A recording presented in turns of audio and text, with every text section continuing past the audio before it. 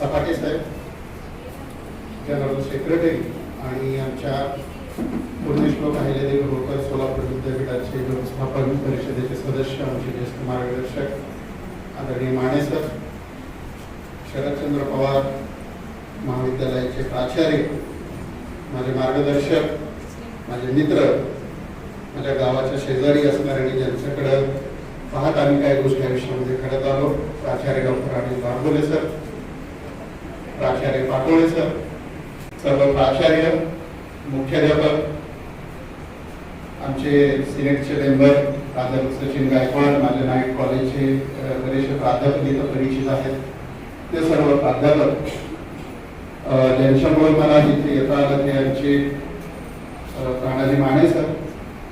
खरं तर कालच यायचं होतं, परंतु काल मला चंदनगरला कार्यक्रम असल्यामुळं इकडे हो म्हणालो होतो आणि नंतर सरांचा फोन आला आणि म्हणून 1-2 दिवस आपण या कार्यक्रमाला उशिरा एकत्र येत आहोत. मित्रांनो, शिक्षक दिनाच्या निमित्ताने मला पहिल्यांदा बनलेली गोष्ट मी अगोदर इथं शेअर करतो. कार्यक्रमामध्ये थोडासा बदल झाला आणि तो बदल सपाटे साहेबांनी केला आणि तो बदल करताना सगळ्या शाखा प्रमुखांचा सन्मान विचारपीठावरती करावा आणि नंतर सगळ्या संचालक मंडळाने आपला सन्मान करावा. हा जो बदल त्यांनी ऐनवेळी कार्यक्रमामध्ये घडवून आणला, ही गोष्ट माझ्यासाठी फार महत्वाची आहे. ज्या काळामध्ये एकमेकांना चांगलं म्हणण्याची प्रथा संपुष्टात आलेली आहे, जो काळ अत्यंत संशयास्पद आहे, असायला पाहिजे. या अनुषंगाने मी आपणाशी थोडासा संवाद साधणार आहे. तो संवाद साधण्याची 2 कारणं अशी आहेत की मी ज्या टप्प्यावरती उभा आहे त्याच्या अगोदरचा काळ मी पाहिलेला आहे आणि इथून पुढचा जो कालखंड आहे तोही खूप वेगाने बदलतो आहे. परवाच युनेस्कोने एक अहवाल प्रसिद्ध केलेला आणि त्या अहवालामध्ये युनेस्कोने असं म्हटलेलं आहे की एखादा मुलगा जर 3 महिने शाळामध्ये राहिला तर त्याचा तो बॅकलॉग भरून काढण्यासाठी 3 वर्ष घालवावी लागतात आणि आज आपण जवळपास 1.5 वर्ष झालं आपल्या शाळा बंद आहेत. आपल्या भारतामधली जी पूर्वीची गुरुकुल शिक्षण पद्धती होती ते एका वेगळ्या अर्थानं आपल्याला घरातच बसून शिकवण्याची वेळ या कोरोनाने आपल्यावरती आणलेली आणि अशा एका काळामध्ये संपूर्ण शिक्षण प्रणाली खूप वेगाने बदलत निघाली. म्हणजे कोरोनानं काही संधी दिल्या, कोरोनानं काही संघर्ष आणि संभ्रम निर्माण केले आणि या सगळ्या टप्प्यावरती आता नवीन एज्युकेशन पॉलिसी येऊ घातलेली आहे NEP 2020 आणि त्या संदर्भातल्या चर्चा देशभर आणि महाराष्ट्रभर सुरू आहे. मित्रांनो, काळ बदलतोय. या देशामधली शिक्षण व्यवस्था ज्या माणसानं सुरू केली त्या मेकॉले नावाच्या ब्रिटिश अधिकाऱ्याने शिक्षण व्यवस्था निर्माण केली होती. त्याचा मुख्य हेतू हा होता की या देशामधलं प्रशासन समजून घ्यायचं. एक लक्षात घ्या की आपल्या काही ज्या उणीव आहेत, आपल्या ज्या काही मर्यादा आहेत, त्या मर्यादा आपण नीटपणे सातत्याने समजून घेणं गरजेचं आहे. इंग्रजांनी या देशावरती 150 वर्ष राज्य का केलं त्याचं सगळ्यात महत्वाचं कारण काय असेल तर इंग्रज जेव्हा भारतामध्ये आले तेव्हा ते एकटे आले नव्हते, तर इंग्रजांच्या बरोबर 300 ते 400 वेगवेगळ्या क्षेत्रातले तज्ञ अधिकारी त्यांनी सोबत आणले. मग कोणी भाषाशास्त्रामधले तज्ञ होते, कोणी शिक्षणशास्त्रामधले तज्ञ होते, कोणी विज्ञानामधले तज्ञ होते, कोणी शेतीमधले तज्ञ होते. तर या सगळ्या तज्ञांच्या सोबत इंग्रज इथं आले आणि ज्या देशावरती आपल्याला राज्य करायचं आहे त्या देशाचं कल्चर काय आहे, त्या देशाच्या क्षमता काय आहे, त्या देशाच्या मर्यादा काय आहेत हे सगळं समजून घेऊन त्यांनी इथं राज्य केलं. त्याच्यामुळे त्यांना 150 वर्ष या देशावरती राज्य करणं शक्य झालं आणि म्हणून या देशातल्या सगळ्या काही चांगल्या परंपरा जर पहिल्यांदा फोकस मध्ये कोणी आणले असते तर ते इंग्रज अधिकाऱ्यांनी आणले. म्हणजे तुकारामाची गाथा इंग्रजांनी प्रकाशित केली. या देशातल्या भारतीय भाषांचं सर्वेक्षण पहिल्यांदा इंग्रजांनी केलं. या देशाला 5000 वर्षांचा इतिहास आहे हे पहिल्यांदा इंग्रज अधिकाऱ्यांनी आणि इंग्रज अभ्यासकांनी सांगितलं आणि नंतर आपल्याला ते हळूहळू माहीत व्हायला लागलेलं दिसतं. आणि म्हणून जो देश या सगळ्यांना सोबत घेऊन पुढे जातो तोच देश उभा राहतो. हे या ब्रिटिशांनी आपल्या देशामध्ये येऊन सिद्ध केलेलं आहे. 1947 ते 2021 हा जवळपास 75 वर्षांचा कालखंड आपण आता स्वातंत्र्याचा महोत्सव म्हणून साजरा करत आहोत. आणि अशा एका टप्प्यावरती मला वाटतं आपल्याला पुन्हा एकदा सगळे शिक्षण व्यवस्थेकडे वळून पाहण्याची गरज आहे. ज्या मेकॉलेचा मी उल्लेख केला त्या मेकॉलेची शिक्षण बद्दलची मानसिकता काय होती, धारणा काय होती, तर ती धारणा ही होती की फिल्ट्रेशन थेरी पद्धतीने तुम्हाला शिक्षण मिळायला हवं.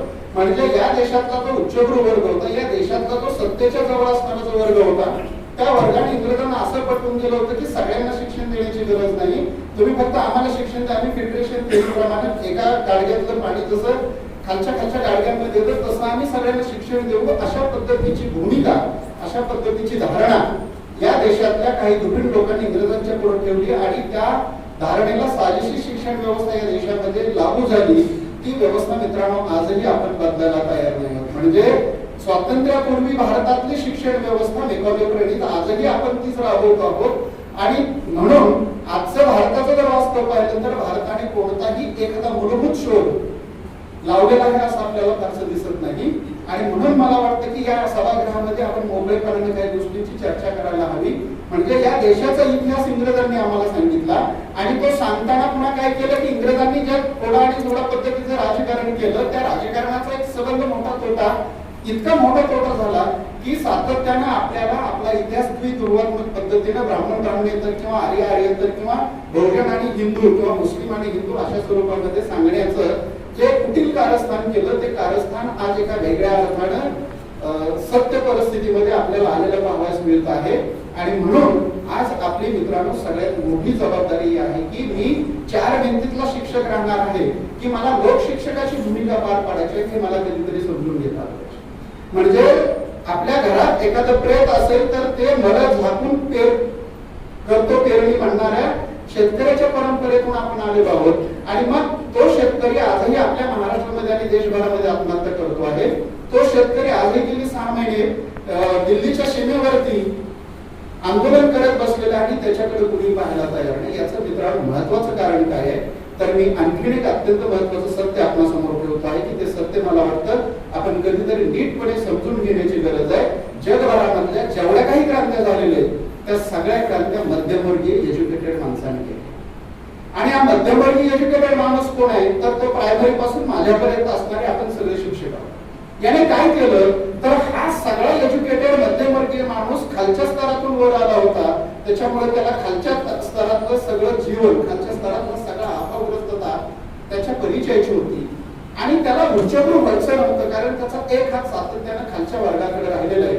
आणि म्हणून वरच्या वर्गाकडे पाहताना खालच्या वर्गाचा हात न सुटू देता हा जो मध्यमवर्ग जगभरातला होता, या मध्यम वर्गाने जगभरातल्या सगळ्या राजकीय, सामाजिक, सांस्कृतिक, आर्थिक क्रांत्या घडवून आणलेल्या आहेत. आपल्या देशामध्ये सुद्धा या वर्गाचं सगळ्यात मोठं योगदान आहे. परंतु अलीकडच्या काळामध्ये आपणच इतके गप्प झालेलो आहोत, आपणच इतके मूक झालेलो आहोत की आपल्याला उद्या भारत देश कोणत्या दिशेने जाईल याबद्दलचं चिंतन करण्याची प्रचंड मोठी गरज येऊन घेतली. साने गुरुजींसारखा माणूस या महाराष्ट्रामध्ये होऊन गेला. देशाला स्वातंत्र्य मिळाल्यानंतर ज्या माणसाने आयुष्यभर समाजकारण, राजकारण, धर्मकारण केलं, त्या माणसाला स्वातंत्र्य मिळाल्यानंतर ती किमान गरिबांची सगळी स्वप्न पूर्ण होतील असं वाटत होतं. परंतु ही स्वप्न पूर्ण होत नाहीत म्हटल्यानंतर या माणसानं अत्यंत उद्विग्न अवस्थेमध्ये आत्महत्या केली. त्या साने गुरुजींचा हा महाराष्ट्र आहे. ज्या महाराष्ट्रामध्ये सावित्रीबाई फुलेंनी शिक्षण उभं केलं म्हणून निम्न सभागृह महिलांनी भरलेलं आहे, त्या सावित्रीबाई फुलेंचा हा महाराष्ट्र आहे. ज्या महात्मा फुलेंनी बापानं घराबाहेर काढलं म्हणून शाळा सुरू केल्या आणि तुमच्या माझ्यासाठी शिक्षण सुरू केलं, त्या फुलेंचा महाराष्ट्र आहे. ज्या महात्मा गांधींनी या देशामध्ये महिलांच्या लढ्याची सगळी शस्त्र एक मोठं जागतिक आंदोलन उभं करायला कशी उपयोगी पडू शकतात ते सांगितलं, त्या महात्मा गांधींचा हा भारत आहे. लक्षात ठेवा, महात्मा गांधींची जर तुम्ही धोरणं पाहिली तर हे सगळी महिलांची धोरणं आहेत. म्हणजे बोलायचं नाही, नवऱ्याने जर काय केलं तर नवऱ्याच्या विरोधात असहकार पुकारला, नवऱ्याला बोलू नये की नवरा जागेवर येतो, ते महिलांचं शस्त्र आहे. ते असहकार आंदोलन महात्मा गांधींनी राबवलं. अहिंसेचं तत्व जे महात्मा गांधींनी राबवलं, ते अहिंसेचं तत्व या देशामध्ये जगाला पहिल्यांदा अहिंसेचं तत्व सांगणारा गौतम बुद्ध जो क्षेत्रीय होता तो या देशातला. लक्षात ठेवा. म्हणजे आजही अनेकांना वाटतं गौतम बुद्ध आपला नाही. आजही चीनमध्ये जेव्हा आपण गौतम बुद्धांचे मोठमोठे पुतळे पाहतो तेव्हा वाटतं की गौतम बुद्धाचा आपला संबंधच नाही. परंतु 1000 वर्षांचा पुरोगामी भारत घडवण्याचं काम ज्या गौतम बुद्धांनी केलं, त्या गौतम बुद्धाची आम्हाला आठवण. ज्या छत्रपती शिवरायांनी, संभाजी महाराजांनी तिथं एक वेगळी स्वराज्याची मुहूर्तमेढ रोवली.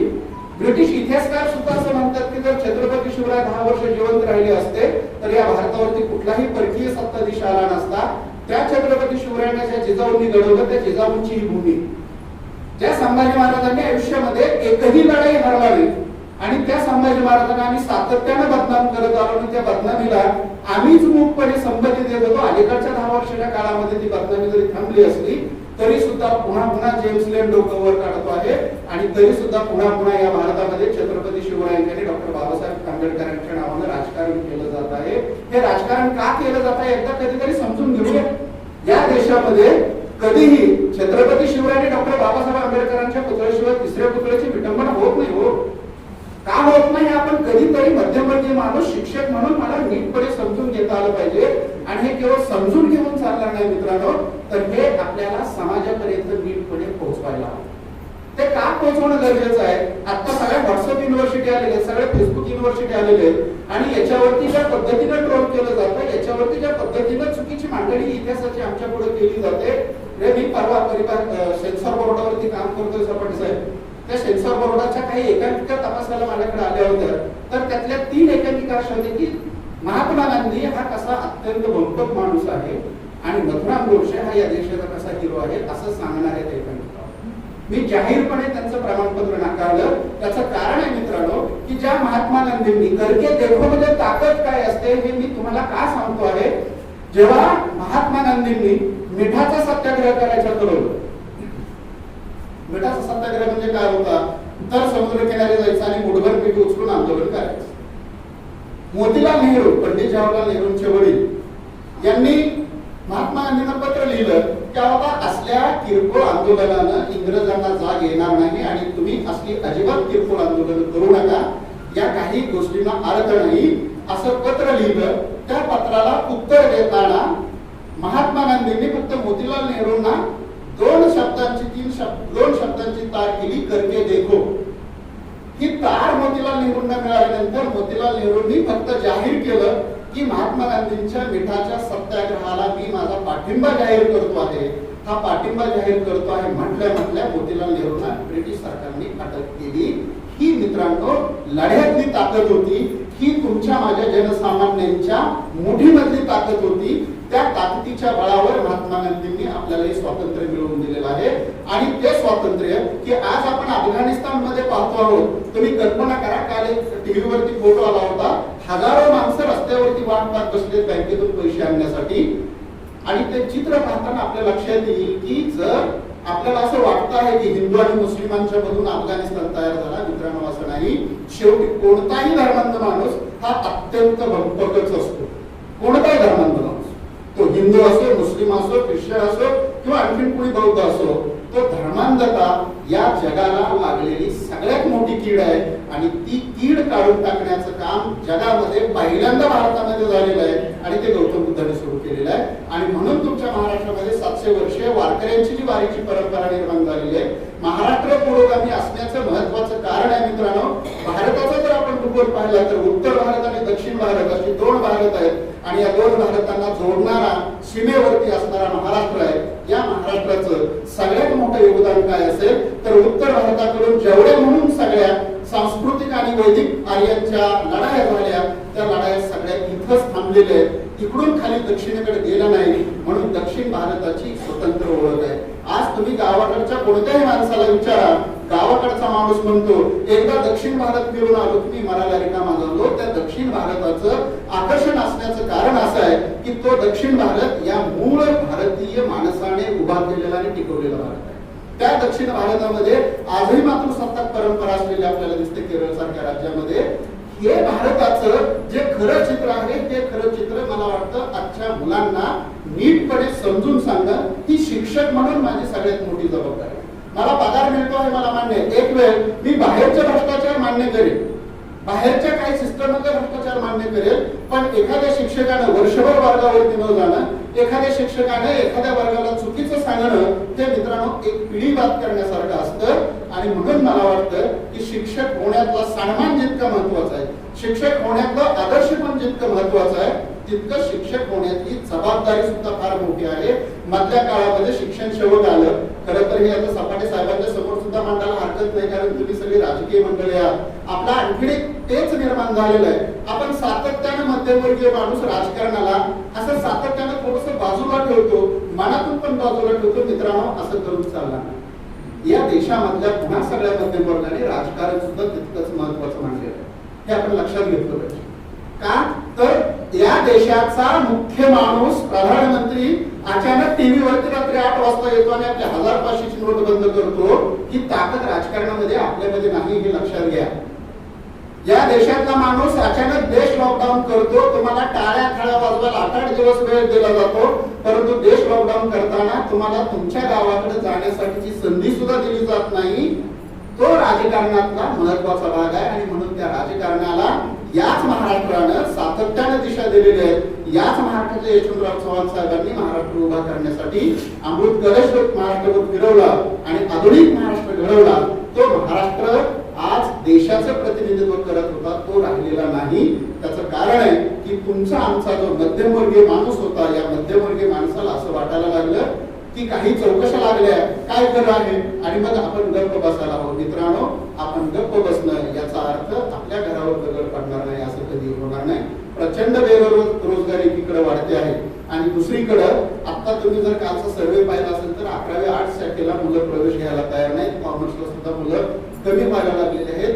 इतकंच नव्हे तर तुम्ही संबंध महाराष्ट्रावर तुम्ही सर्वे केलेला आहे, कोणत्याही उच्च एज्युकेशन मध्ये मेडिकल क्षेत्र वगळता मुलांची गर्दी कमी आहे. ते बीएससी असू दे, ते बीकॉम असू दे, ते इंजिनिअरिंग असू दे. काय झालं आहे महाराष्ट्रात? अनेक महाविद्यालयांच्या मधलं बीएससीच्या तुकडे बंद पडलेले. आर्ट्स बद्दल तर तुम्ही बोलतच नाही. हे जे आपल्या पुढचं वास्तव आहे ते वास्तव काय झालेलं आहे. तर एकीकडे आपण असं म्हणतो आहोत की आमच्याकडे बेरोजगारी वाढलेली आहे आणि दुसरीकडे कोणत्याही गावामध्ये जावा, दुष्काळ गावात जावा, तिथं तुम्हाला कामाला माणूस मिळेल. कोणत्याही गावामध्ये जा, काय झालेलं लक्षात ठेवा. म्हणजे मी माझ्या गावाकडे आठवड्याला असतो, दारपूरच्या शेजारीच माझं वर्षिंगे गाव. बारबाडे सर सांगायला हरकत नाही, वयाच्या 12व्या वर्षातली पोरं सुद्धा आपल्या दारूच्या पार्ट्या करून वाढदिवस साजरे करतात. 10 वर्ष वय वर्ष 12. तुम्हाला सगळ्या शिक्षकांना माहिती असेल, 5वी ते 7वीची पोरं. म्हणजे एक काळ असा होता की माझ्या गल्लीत जर माझा शिक्षक समोर आला तर आम्ही पटकन कुठेतरी लपायचो. तोच पायजामा शर्ट मधला मास्तर माझ्या समोर आल्यानंतर आज सुद्धा माझं हात त्यांच्या पायाकडे जातात आणि आज मात्र त्या मुलाला आपल्याविषयी काहीही वाटत नाही. इव्हन या मुलांनी आता एक वेगळं शस्त्र पुढे आणलेलं आहे. ते आई वडिलांना तर विचारत नाहीतच नाही, आई वडिलांना धमकी देऊन त्यांच्या पद्धतीने जगतायत. म्हणजे एकीकडे ग्रामीण महाराष्ट्र विकृत झालेलं आहे, तिथं रोजगार नाही म्हणतोय परंतु कामाला माणूस मिळत नाही. आणि दुसरीकडे शहराला तर कोणताच चेहरा राहिलेला नाही. शहरामध्ये माणूस म्हणजे पूर्वीच्या गावगाड्याबद्दल ठीक आहे, गावगाड्यामध्ये खूप वाईट गोष्टी होते, त्याच्याबद्दल मला बोलायचं नाही. परंतु मला हे सातत्याने जाणवत आहे की त्या काळातल्या गावगाड्यामध्ये एक माणूस पण होता. माणसांची ओळख जातीनच होती. तो अमक्या शिंप्याचा, तो अमक्या महाराचा, तो तमक्या मांगाचा, तमक्या सांबाराचा. परंतु जी एक आतून आपल्यामध्ये काहीतरी विष आज आपल्या मनामध्ये निर्माण झालेलं आहे, ते विष त्या काळात माझ्या बालपणी तरी मला अनुभवायला मिळालं. म्हणजे मला हे मान्य होतं की मी चुलत्याला भांडलो होतो की तुम्ही तुमच्या घरात एक वेगळा छानसा कप का ठेवता आहात, पण तो माणूस घरात येण्याची जी एक वेगळी आत्मीयत होती ती आत्मीयत आता राहिली. म्हणजे मी जेव्हा करमाळ्याला प्राध्यापक झालो 1999 साली, आम्ही एक 6 जण प्राध्यापक म्हणून रुजू झालो. एक 3 महिने सपाटे साहेब आम्हाला घरच राहायला मिळत नव्हतं. आम्ही घर मागायला गेलो की मग तू कोण महेंद्र कदम, कुठला वर्षींचा, आणि मग मग तुमच्या इकडे कोणी पाहुणे असतील की, तर नाहीच म्हणायचो. मग शेवटी एखादा धाडसाने विचारलं तुमची जात कोण. हे 2000 नंतरचं चित्र आहे.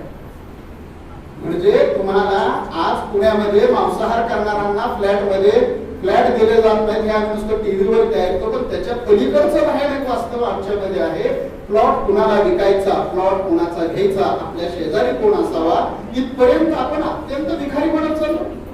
आणि या विषयाला थांबवणार कोण, तर या विषयाला थांबवणारा या समाजात एकमेव घटक आहे आणि तो म्हणजे शिक्षक. आणि म्हणून मी म्हणतोय की ही आपली सगळ्यात मोठी जबाबदारी.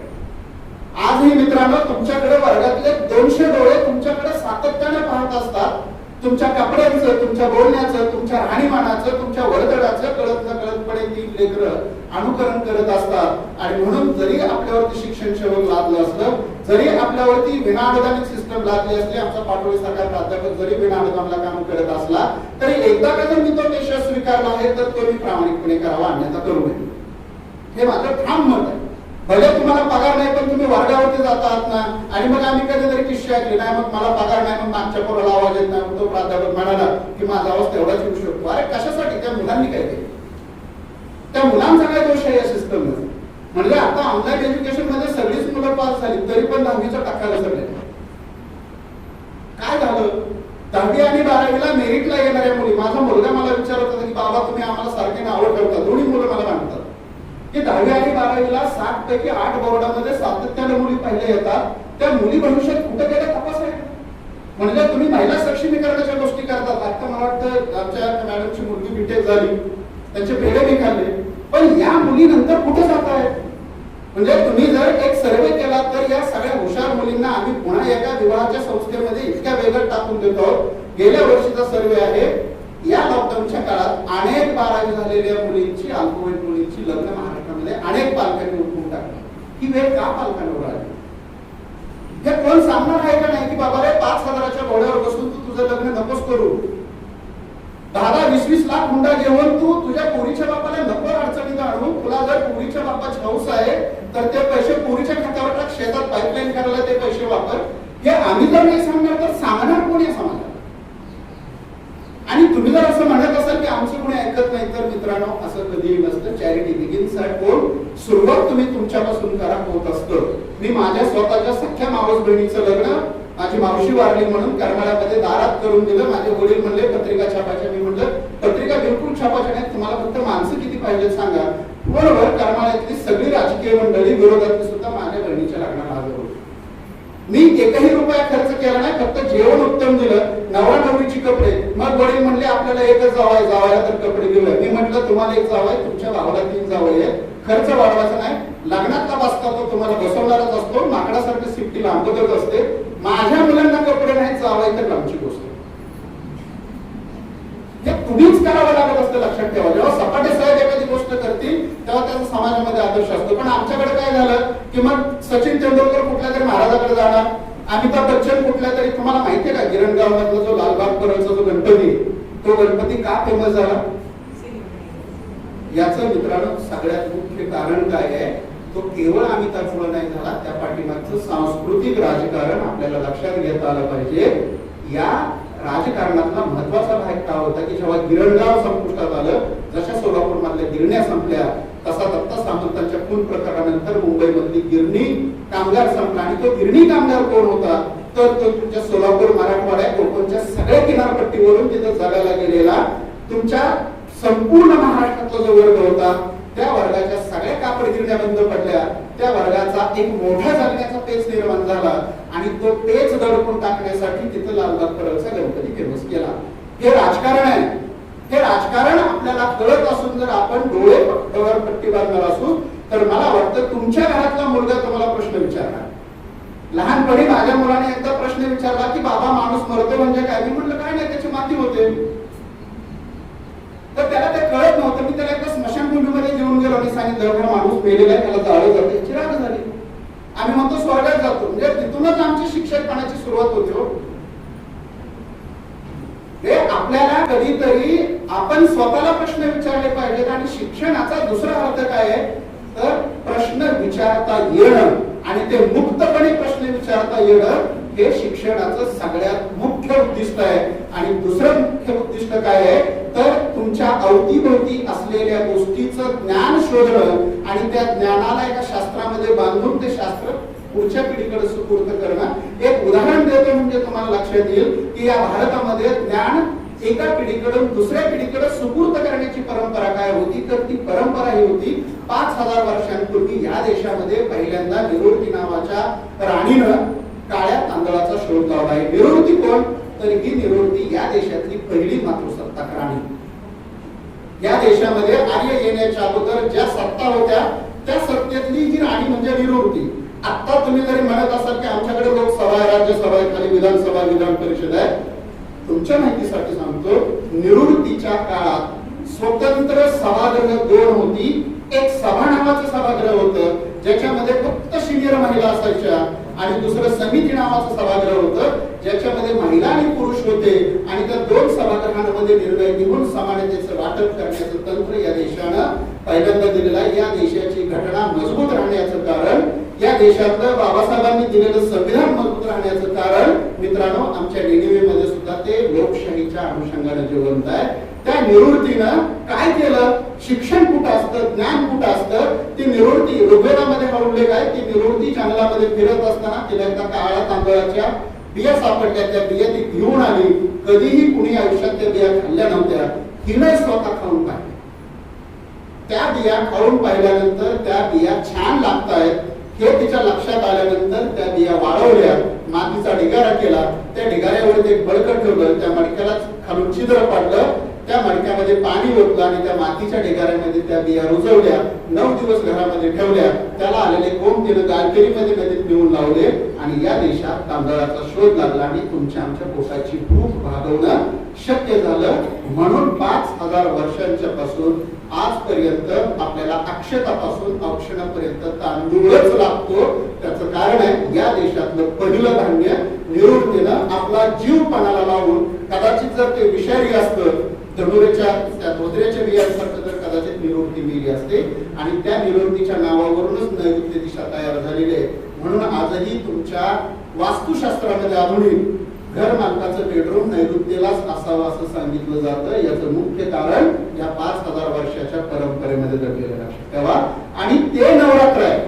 नवरात्र हे काही धर्म नव्हे, नवरात्र ही काही विधी नव्हे, ते तंत्र होतं की ज्या काळात कोणतंही लेखनाचं माध्यम नव्हतं, ज्या काळात कोणतंही नोंदून ठेवण्याचं माध्यम नव्हतं, त्या काळात निरोधतीनं हे टेक्निक 9 दिवसाचं ते बियाणं कसं शोधायचं, त्याची रोपं कशी तयार करायची आणि त्याची लागण कशी करायची याच्यासाठीच 9 दिवसांचं व्रत म्हणजे नवरात्र आहे.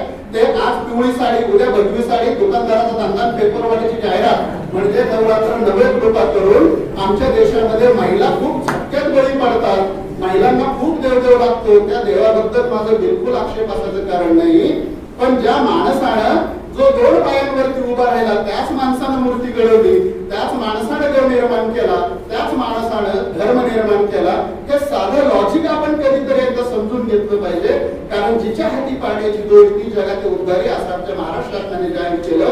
आणि आता आमच्या टीव्हीवरती जो सगळा सिरियलचा पाऊस पडतोय तो पाऊस अत्यंत भयानक आहे. या सिरियल मध्ये काही सुशिक्षित बेरोजगाराचा प्रश्न नसतो. आता तर गंमत वाटते की मी सहज बायकोबरोबर बघावं लागतं गेलाच नाही. एकही सिरियल साहेब अशी नाही, एक नवरा 2 बायका, एक बायको 2 नवरे, तिसरी प्रेयशी. सिंगल सिरियल असं माझ्या पाहण्यात नाही की ज्याच्यामध्ये एक कुटुंबाची छान चौकट आहे. पुरुष नावाची मंडळी यातून फार हातभार झालेली सगळ्या सिरियल, सगळ्या बायका काय मग हिनं काय केलं तिनं काय केलं आणि मस्तलाशिवाय दुसरं आम्ही काहीच करत नाही. हे काम होत आहे ते लक्षात घ्या. म्हणजे ज्या दिवशी महाराष्ट्र शासनाने जिच्या हाती पाळण्याची दोरी हे सावित्रीला केंद्रस्थानी ठेवून सांगितलं त्या दिवशी आमच्याकडून हे बंबार्डिंग सुरू झालेलं आहे. का तर जेव्हा या देशातला बहुजन वर्ग जागा झाला, जेव्हा या देशातल्या बहुजन वर्गाच्या झोपडीवरचे काळ निघाले, तेव्हा या देशानं महाराष्ट्रानं परिवर्तन केले आणि ती परिवर्तन रोखण्याचं काम एनईपी 2020 मी त्याचा जो उल्लेख केला तो याच्यासाठी महत्वाचा मित्रांनो की एक त्यातली चांगली गोष्ट आहे की मातृभाषेतून शिक्षण द्या, परंतु त्यातून पुढच्या इतक्या काही काही गोष्टी आहेत त्याच्याबद्दल आम्ही चर्चाच करायला तयार नाही. का चर्चा करत नाही? मी म्हणतो माझ्यात किती 7-8 वर्ष राहिली, पण पडत आमचं होईल कसे तर रिटायर, तरुणांना तर नोकरी नाही. आणि मग 2000 पेक्षा कमी विद्यार्थी संख्या असलेली कॉलेजेस 2028 पर्यंत बंद करण्यात येतील असं सरळ एनईपी 2020 मध्ये नमूद केलेलं आहे. आणि मग तुम्हाला संधी काय दिली म्हणे तर तुम्ही 2000 विद्यार्थी संख्या वाढवा. आता समजा माझं कॉलेज मी टेंभुर्णीमध्ये प्राचार्य म्हणून काम करतोय. माझ्या महाविद्यालयामध्ये कला शाखेला 450 ते 450 पोरं असतात.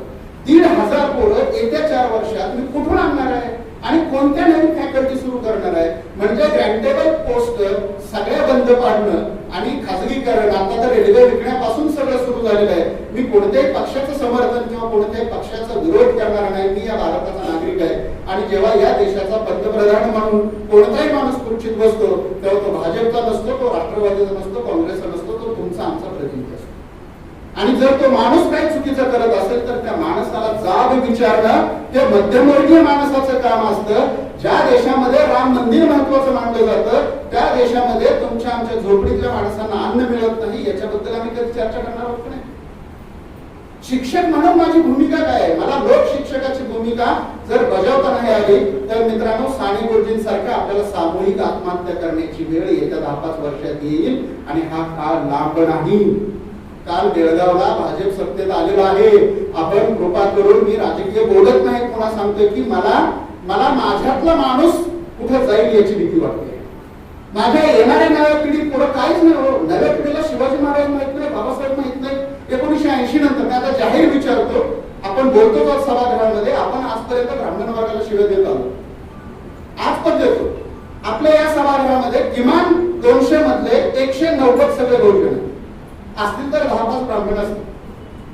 या 190 लोकांना मी प्रश्न विचारतो, आपण महात्मा फुले, शाहू महाराज, डॉक्टर बाबासाहेब आंबेडकर, पंजाबराव देशमुख, तुमच्या सोलापुरातले काही विचारवंत आपण पोरांपर्यंत नीट सांगितले आहेत काय? आणि जर मी नीट सांगितले नसतील तर याची जबाबदारी कोणाची आहे? तुम्ही म्हणणार बालभारती आम्हाला अभ्यासक्रम निवडून देतं, का आपला दबाव नाही? बालभारतीच्या अभ्यास मंडळावर जे माणसं काम करतायत त्यांच्याबद्दल का आपला दबाव होत नाही? विद्यापीठामधले अभ्यास मंडळ काय करतायत? आम्ही असतो सगळे, माने साहेब, बाबुले सर, आम्ही विद्यापीठामध्ये काय नाही, माणसं जाहीरपणे सांगायला हरकत नाही. कधीतरी कसं आहे, मी खरं बोलणारा माणूस आहे, मला कुणी मारलं तरी चालतं, मला फरक पडत. गेलं की टीएडीचा फॉर्म भरायचा, चहा प्यायचा आणि मग खालचं वर प्रकरण वर करायचं, आमचे सचिन सर आहेत, आणि मग सिनेटमध्ये नुसता गोंधळ करून काहीही मानेसाहेब हाताशी येत नाही. मला माझ्या पोरांची काळजी जोपर्यंत वाटत नाही, मला जर 2-2.5 लाख पगार मिळत असेल आणि माझी मुलं जर त्या पगारावर जगत असतील तर माझ्या समोर बसणाऱ्या 100 पोरांचा जर मी विचार करणार नसेल तर माझ्या मास्तर असलेला बिलकुल अर्थ नाही. माझा मुलगा जर मला मेडिकलला जावा वाटत असेल आणि मी जाहीर, मी फक्त तुमच्यापुढे म्हणतो असं नाही, तुम्ही माझ्या महाविद्यालयातल्या कुठल्याही पोरांना विचारा, मी पोरांना वर्गामध्ये जाऊन सांगत असतो की बाबांनो तुम्ही तासाला बसा, आमच्या मास्तरांना फुकट पगार घेऊन देऊ नका. महाराष्ट्रातला मी असा प्राचार्य आहे की ऑफ पिरियडला पोरं मला बोलवायला येतात, सर आमचा पिरियड ऑफ आहे वर्गावरती चला. का तर माझ्या बापाकडे कार्ड पण नव्हते, माझा बाप जिरायतदार होता, माझ्या बापाच्या रानात काहीच पिकत नव्हतं. 1972 समाजा जन्म, 5वीत असताना आई गेली, 10वी पासूनचं सगळं शिक्षण टेलरिंग करून घेतलं. 1 रुपया घरातून शिक्षणाला घेता येत नव्हता. त्या परंपरेतून मी आलो आहे. तर माझ्या परंपरेतला माझाच बाप आत्महत्या करतोय, त्याचा विचार मला नीटपणे करण्याची वेळ आहे. भिकारी आत्महत्या करत नाही हो. एक आमिर खानचा आणि कादर खान आणि शक्ती कपूरचा एक सिनेमा आहे. त्या सिनेमातलं एक उदाहरण मी मुद्दाम तुम्हाला देतो. ते उदाहरण याच्यासाठी महत्वाचं आहे की आपल्याला कधीतरी हे टोचलं पाहिजे. एक माणूस, शक्ती कपूरच आपला उंच बिल्डिंग वर जाऊन, त्याला एक हात नसतो म्हणून तो आत्महत्या करायला निघालेला असतो. मुंबईतला प्रसंग आहे. एक 7व्या नसल्यावरून तो उडी टाकणार असतो. तेवढ्यात त्याच्या लक्षात येतं की खाली 2 हात नसलेला एक माणूस डिस्को डान्स करतो. त्या शक्ती कपूरला वाटलं की अरे आपल्याला आत्महत्या तर करायचीच आहे, आपण 1 हात नसून आत्महत्या करायला चाललेलं आहे, याला 2 हात नाही, आपण त्याच्या आत्महत्येचं कारण तर विचाराने मग आपण आत्महत्या करूया. तो पुन्हा 7 मजले उतरून खाली येतो. तो त्याला विचारतो, अबे बूढ़े मुझे 1 हाथ नहीं है फिर भी मैं कूदने जा रहा हूँ, सुसाइड करने जा रहा हूँ, तुझे 2 हाथ नहीं फिर भी तू डिस्को डान्स क्यों कर रहा है? त्याच्यावरती त्या 2 हात नसणाऱ्या म्हाताऱ्या माणसाने दिलेलं उत्तर महत्वाचं आहे.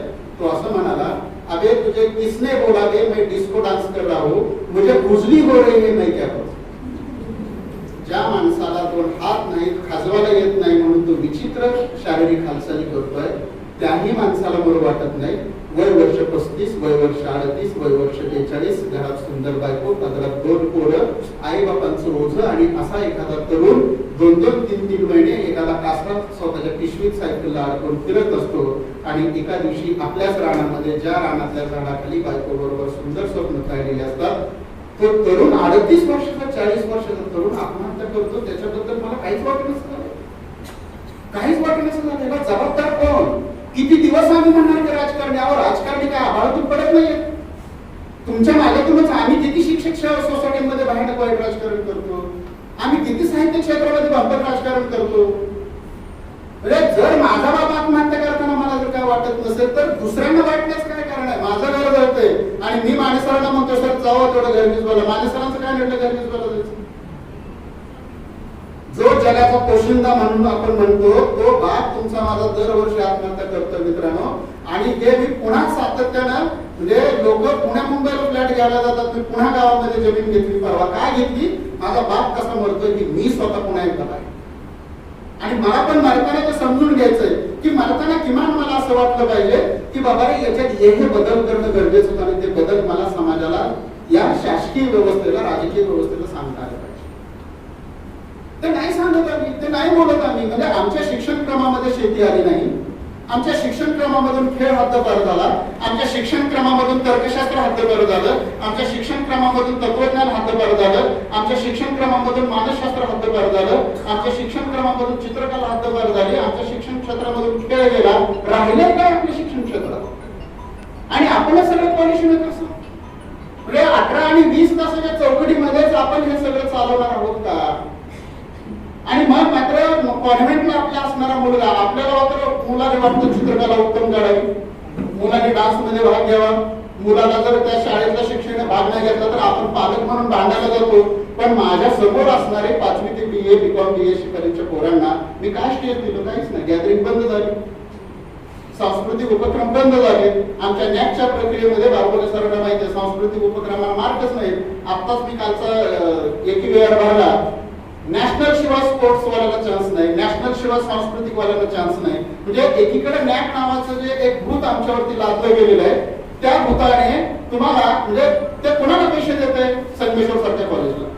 गरज कोणाला आहे? मराठा सेवा शिक्षण प्रसारक मंडळाच्या कॉलेजला, की ज्यांचा जीव लहान आहे, ज्यांची प्रगती होणं गरजेचं आहे. शाहू महाराजांचं आरक्षणाच्या संदर्भातलं उदाहरण मी देतो. शाहू महाराजांनी जेव्हा आरक्षण या देशामध्ये पहिल्यांदा लागू केलं तेव्हा शाहू महाराजांच्या दरबारातील काही मंडळी असं म्हणाले की महाराज हे तुम्ही चुकीचं करतात, असं आरक्षण देऊन कोणी सुधारत नसतो आणि हे चुकीचं आहे. तेव्हा महाराज काहीही बोलले नाही. त्या सगळ्या ब्राह्मण अधिकाऱ्यांना आणि दरबारातल्या लोकांना घेऊन ते घोड्याच्या पायद्यामध्ये गेले आणि ते सगळे घोडे रिकामे सोडायला लावले आणि रिकामे घोडे सोडल्यानंतर मध्ये डाळ ठेवली आणि घोड्यांना सोडून दिलं. तेव्हा त्यातले जे कमकुवत 3-4 घोडे होते त्यांना डाळ मिळाली की ते बिचारे उपाशी बाजूला उभा होते. आणि मग शाहू महाराजांनी त्यांना विचारलं की या घोड्यांना डाळ मिळायला पाहिजे की नाही? ते लोक म्हणले मिळायला पाहिजे. आणि मग जर हे बाकीचे 10 त्यांना मिळवून देत नसतील तर त्यांच्या तोंडाला पिशवी बांधून त्यांना डाळीची सेपरेट व्यवस्था करावी लागेल. ते म्हणजे प्रतिनिधित्व आहे, ते म्हणजे आरक्षण आहे. याच्या जातीचा कृपा करून संबंध कुणीही जोडू नये. आणि आपण आणखी एक सातत्यानं म्हणजे आपल्याकडे चुकीची पद्धत आहे, म्हणजे आपणच आपल्याला नीट कधी प्रश्न विचारत नाही. म्हणजे दुर्दैवाने गणपतराव देशमुख साहेब वाढले, ज्या वर्षी 60,000 कोटीचं कर्ज काँग्रेसने या देशामध्ये माफ केलं आणि काँग्रेस सत्तेमध्ये आलं, त्याच दिवशीच्या त्याच बैठकीमध्ये कारखानदाराचं 90,000 कोटी कर्ज माफ केलं होतं. आणि ते 90,000 कोटी कर्ज माफ केल्याबद्दल गणपतराव देशमुखांनी जाहीर सवाल विचारला होता की तुम्ही किती दिवस शेतकऱ्यांचं कर्जमाफीचं गोडवे गाणार आहात, त्या कारखानदाराचं कर्ज माफ केलेलं बोलणार आहात की नाही? आणि कर्ज माफ केलं जातं याचा अर्थ महेंद्र कदम ते खिशातून देत नाही हो. तुमची रोजगार हमीची योजना कशावर चालते माहितीये तुम्हाला? आपण जो प्रोफेशनल टॅक्स 200 रुपये भरतो त्या 200 रुपये रोजगार हमी योजना या देशामध्ये सुरू झाली. आपण जो एज्युकेशन कर भरतो म्हणजे कोणताही माणूस जगातला देशातला स्वतःच्या खिशातून पैसे देत नसतो. शिक्षण सेवक आणलं म्हणून विलासराव देशमुखांनी काय त्यांच्या खिशातले जास्त पैसे देत होते म्हणून शिक्षण सेवक आणलं नाही, लक्षात ठेवा. का झालं हे? तर आपण मूक आहोत आणि आपलं मूक असणं हे अंतिमता आपल्या पायावरती दगड मारून घ्यायचं. अंतिमता आपल्या पायावरती दगड मारून घ्यायचं. माझा मुलगा BE मेकॅनिकल झाला आणि BE मेकॅनिकल झाल्यानंतर तो डिग्री घेऊन आल्यानंतर मला म्हणाला की बाबा म्हणला मला डिस्टिंक्शन मिळालं पण मला मार्केटमध्ये कोणीच विचारत नाही. त्याने मेकॅनिकल झाल्यावर कादंबरी लिहिली की बाहेर मेकॅनिकलची परिस्थिती आहे. तो असं म्हणाला की 2024 पर्यंत तुमचं डिझेल मेकॅनिकल, पेट्रोल मेकॅनिकल सगळं बंद होणार. 2024 नंतर सगळी इलेक्ट्रिक वाहनं आणि सौर ऊर्जेवरची वाहनं येणार आहेत आणि आम्हाला 4 वर्षात हे शिकवतो डिझेलवरची गाडी कशी खोलायची आणि पेट्रोलवरची गाडी कशी दुरुस्त करायची. आता सांगा म्हटलं माझं 21 ला डिग्री झाली आणि 24 ला जर सगळं मेकॅनिझम आउटडेटेड होणार असेल तर मला या सिस्टम मध्ये नोकरी कोण देणार? म्हणजे सातत्याने आपण काय झालं की आपण सिलेबस तयार करताना नेहमीच आपण आजच्या पिढीच्या 25 वर्ष मागावतात. म्हणजे मोबाईल आपल्यापेक्षा 1000 पट मुलांना आपल्या कळतो. ऑनलाईनला पहिलं 2 महिने प्रचंड त्रास झाला, चेहरा नीट दिसत नव्हता, हालत होतं, काय होत होतं. तेव्हा आपलीच नातू आणि आपलीच लहान पोर आपल्याला मग मम्मी असं कर, मग बाबा तुम्हाला कळत नाही, थांबा मी लावून देतो. ते पोरांनी शिकवलं. कुठून शिकली मुलं? आपण कधी समजून घेणार आहोत की माझ्या वर्गात बसणाऱ्या मुलाला माझ्यापेक्षा अधिक कळतं. हे जो समजून घेतो तो शिक्षक असतो असं मी स्वतः मानणारा माणूस. एक उदाहरण देतो, कंटाळा आला की सांगा, मला वाटतं अर्धा पाऊण तास बोलतो आहे. काय माहिती का, हे खरं बोललं पाहिजे, कारण खरं बोललं तर सख्याला पाहिजे आणि सख्यालाच राग आला पाहिजे असं मानणाऱ्यापैकी मी आहे. एका घरात आम्ही लाईट फिटिंग झाल्यानंतर ते घरातले सुटली असते कचरा भरायची, ते अडकवण्यासाठी भिंतीने खेळतो. त्या इलेक्ट्रिशियनने अर्धा इंच खेळा ठेवला, सुटली का अडकली, पाऊण इंच ठेवला, सुटली का अडकणार, 2 इंच ठेवला तरी पण अडकणार. तो म्हणला सर याच्यापेक्षा मोठा खेळ आपल्याला उपलब्ध नाही आणि तुमची सुटली का अडकत नाही, सगळं आपण कॅन्सल करू. माझा पोट्याजवळ दुसरी तिसरीला असेल. तो बराच वेळ बघत होता, त्याच्या लक्षात आलं की आमचा काहीतरी प्रॉब्लेम आहे. तो पळत आला, बाबा म्हणला तुम्हाला कळत नाही. म्हटलं काय झालं, अहो तुम्ही सुट्टी मलापासून उताने अडकवता, पालती अडकवायला म्हटलं, दोरीभर बाहेर ठेवला तरी सुद्धा सुटली अडकते. हे नॉलेज मला माझ्या पोराने दिलं. किती दिवस आम्ही म्हणणार की शिक्षकांना लय कळतं, पण शिक्षकांना लय कळतं. तर डॉक्टर बाबासाहेब आंबेडकरांनी असं सांगितलं होतं की आपल्याला पगार का चांगले आहे, तर आपल्या पगारातला 10% पगारातला खर्च आपल्या पुस्तकांच्या साठी असावा. माझ्याकडे 8 ते 10 लाख रुपयांची माझी वैयक्तिक लायब्ररी आहे. गावाकडची अनेक माणसं आल्यानंतर मला म्हणणार आता प्राचार्य झालंस का, आता कशाला अभ्यास करायला. म्हणजे आपल्याकडे एक अलिखित समीकरण झालेलं आहे. एकदा मास्तर झाला की शाळेतलं पुस्तक कडे अभ्यासाचं, त्याच्या पलीकडे काहीच बघायचं. आणि मग पोरांना तर खूप कळतं, पोरं कशाला तुमच्या वर्गामध्ये बसतील, हे आपल्याला आज विचारण्याची गरज आहे. आणि हे मी गांभीर्याने जाता जाता मी याच्यासाठी सांगतोय मित्रांनो, आजचा काळ जागतिक पातळीवरचा म्हणतोय, तुमच्या मनामध्ये संभ्रम निर्माण करणं, इतिहासाचं विकृतीकरण करणं आणि पिढ्यानं पिढ्या बाद करून आपल्या पोळ्या भाजणं हे जागतिक सत्ताकरणाचं एकमेव केंद्र झालेलं आहे. ते ट्रम्प असू देत किंवा तिकडे कोणतरी तो मध्यंतरी गेला म्हणून जाहीर झालेला तो मोठा हुकुमशाह असू देत किंवा कालचे उपराष्ट्रपती पळून गेलेलं अफगाणिस्तान, जगभर एका वेळी घडत आहे. आणि हे का घडत आहे त्याचं पुन्हा कारण आहे की जगातला शिक्षक मौन पाळून आहे. आणि कोणतंही मौन हे येणाऱ्या पिढीसाठी धोकादायक असतं. आणि म्हणून माझी आपल्या सगळ्यांना या शिक्षक दिनाच्या निमित्तानं शुभेच्छा देताना विनंती, कारण आपण आपल्याकडे खरं बोलूया. किमान याच्यातून जर उद्या सिलेबस बदलण्यासाठी काही प्रयत्न झाले, 10वीचा जो माझा धडा आहे, तर अनेक मुलं ते आजी आणि कुटुंबात चालू होते. अनेक मुलांचे कोण येतात की आम्हाला आजीच माहिती नव्हती, आम्ही आजीला भेटायला गावाकडे गेलो आणि मग त्यांना कळालं की आजीकडे कितीतरी ज्ञानाचं भांडार आहे. आणि खूप जुन्या माणसांच्याकडे, म्हणजे आपल्याला पेरायला येत नाही आपलं, तर आपण सगळं म्हणजे शिक्षण होते जुनं तर ज्ञान सगळं साध्यभार केलं. मग आपल्याला पक्षी बसवायला राजस्थानच लागायला लागला, आपल्याला घर बांधायला बिहार मधून उत्तर प्रदेश मधूनच माणसं मागवायला लागायला लागली. म्हणजे आपल्या घरापासून शेतीपर्यंत आता गावाकडे जमीन घेतली, मी म्हणाला एखादा माणूस बघेल तर गावाकडची माणसं म्हणतात उत्तर प्रदेश बिहार मधलीच माणसं नीट राहतात, इकडच्या माणसांचं काय कर. हा जर सगळं चित्र आहे ते बदलण्याची जबाबदारी पुन्हा सांगतोय फक्त आपण. कारण या देशामध्ये स्टँडवरती उभारलेल्या एखादं चुकीचं कृत्य करणाऱ्या मुलाला आई वडिलांनंतर हटकणारा दुसरा तिसरा कोणताही घटक नाही, तो